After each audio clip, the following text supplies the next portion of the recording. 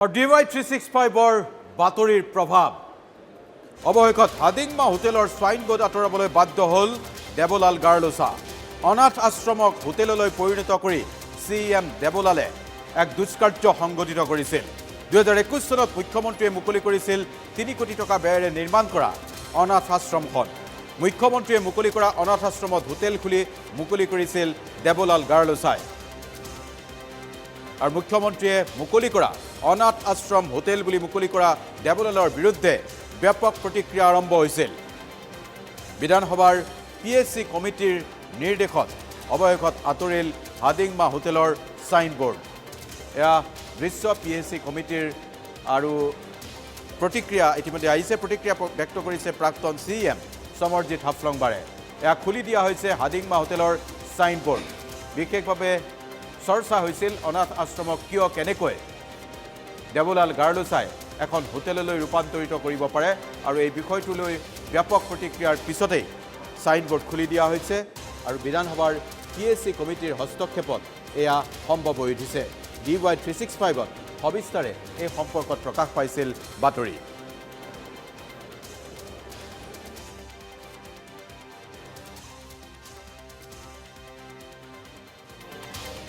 যেতিয়ালৈকে এই বিল্ডিংখন অনাথ আৰু গৰীব ল'ৰা ছোৱালী থাকিবলৈ সুবিধা দিয়া নহ'ব তেতিয়ালৈকে আমি যুঁজি থাকিম আৰু দৰকাৰ হ'লে গুৱাহাটী হাইকোৰ্ট আইনৰ আশ্ৰয় ল'ম পাব্লিক একাউণ্টছ কমিটিলৈও আমি পুনৰবাৰ অনুৰোধ কৰিছোঁ যে তেখেতসকলে যাতে সঠিকভাৱে তদন্ত কৰে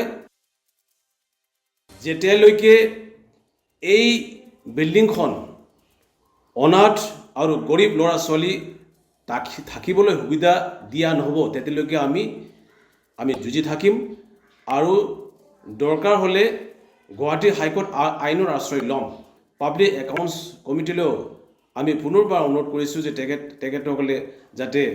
সঠিকভাৱে তদন্ত কৰে যেতিয়ালৈকে এই বিল্ডিংখন অনাথ আৰু গৰীব ল'ৰা ছোৱালী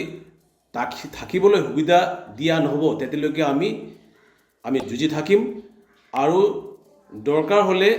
গুৱাহাটী হাইকোৰ্ট আইনৰ আশ্ৰয় ল'ম পাব্লিক একাউণ্টছ কমিটিলৈও আমি পুনৰবাৰ অনুৰোধ কৰিছোঁ যে তেখেতসকলে যাতে সঠিকভাৱে তদন্ত কৰে যেতিয়ালৈকে এই বিল্ডিংখন অনাথ আৰু গৰীব ল'ৰা ছোৱালী থাকিবলৈ সুবিধা দিয়া নহ'ব তেতিয়ালৈকে আমি যুঁজি থাকিম আৰু দৰকাৰ হ'লে গুৱাহাটী হাইকোৰ্ট আইনৰ আশ্ৰয় ল'ম পাব্লিক একাউণ্টছ কমিটিলৈও আমি পুনৰবাৰ অনুৰোধ কৰিছোঁ যে তেখেতসকলে যাতে সঠিকভাৱে তদন্ত কৰে